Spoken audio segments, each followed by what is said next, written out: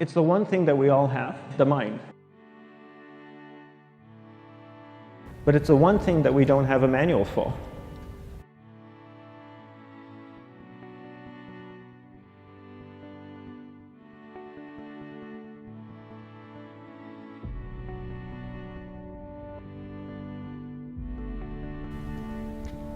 We buy a blender, we get a manual. Our iPhone comes with a manual. We get a car and it has a manual.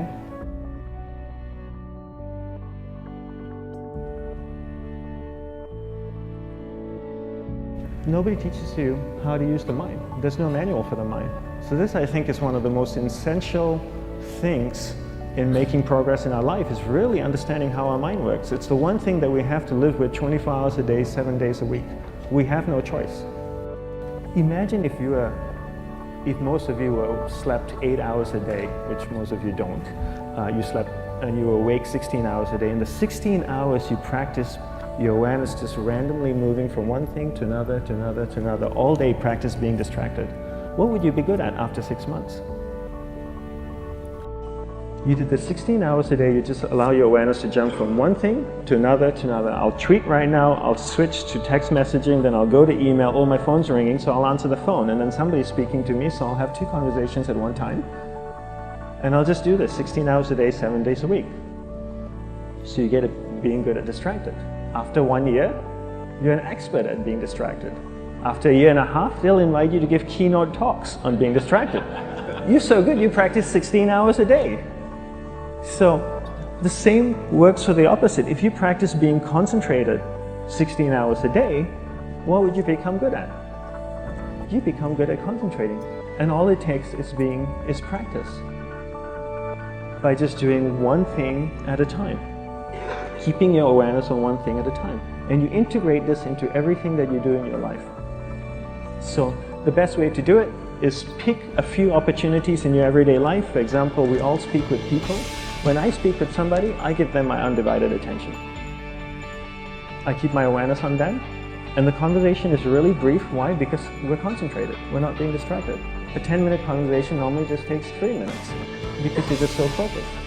I define concentration as the ability to keep that awareness on one thing for a prolonged period of time. How do you get better at concentration? You practice this. You practice this 24 hours a day, 7 days a week, and it's the only way to get good at it. And what's the best way to practice it? The best way to practice it is to integrate it into everything that you do in your life, not the other way around. A lot of people say, you know what, I need to be more concentrated. So you know what, I'm going to meditate in the morning, I'll sit down for 2 minutes.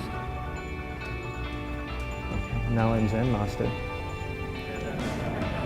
And the remaining 23 hours and 58 minutes, they just go about being ordinary and crazy. How does that work? How would you change? It's not balanced at all. So if for 23 hours and 58 minutes you were not being concentrated, you allowed your awareness to jump from one thing in your mind to another thing, to another thing, to another thing, to another thing, in an uncontrolled way, what would you be good at? And out of a prolonged concentration comes the wonderful power of observation. You just become more observant, and when you become more observant, you see solutions quicker and you solve things quicker. And it's a wonderful, powerful feeling when somebody is concentrated on you and not being distracted. So the best way is to integrate it into your everyday life. You're speaking with your spouse, give her or give him your undivided attention. So develop your awareness, integrate it into everything that you do in your life. And that's the best way you become good at. The next thing we need to develop is develop your will. Will is really important. Will is almost like a muscle in your mind, and you use that to pull and control your awareness and take it from one area of the mind to another. And the will needs to be developed, and same like concentration, if you don't cultivate the will, it doesn't grow. And this is something that really needs to be cultivated. How do you develop the will? There's 3 very simple ways to develop the will. 1 is you finish what you begin. 2 is you finish it well beyond your expectation, no matter how long it takes. 3 is you do a little bit more than you think you can do. All of those things require effort, and effort is will. It's so much easier to start a project than to finish a project, right? When you start a project, you're feeling creative, you're feeling inspired, you're full of energy. At the end of the project, you go, whose idea was this? So it requires tremendous amount of will to finish, and every time you complete something, you develop a little bit more will, and you have that muscle. And will is an amazing thing to develop, because once you develop will, that same will you can use in every aspect of your life to keep your awareness on one thing at a time, to finish projects, to see things through to the end, anything you want. The best way to develop will? Bring it into your everyday life, into everything that you do.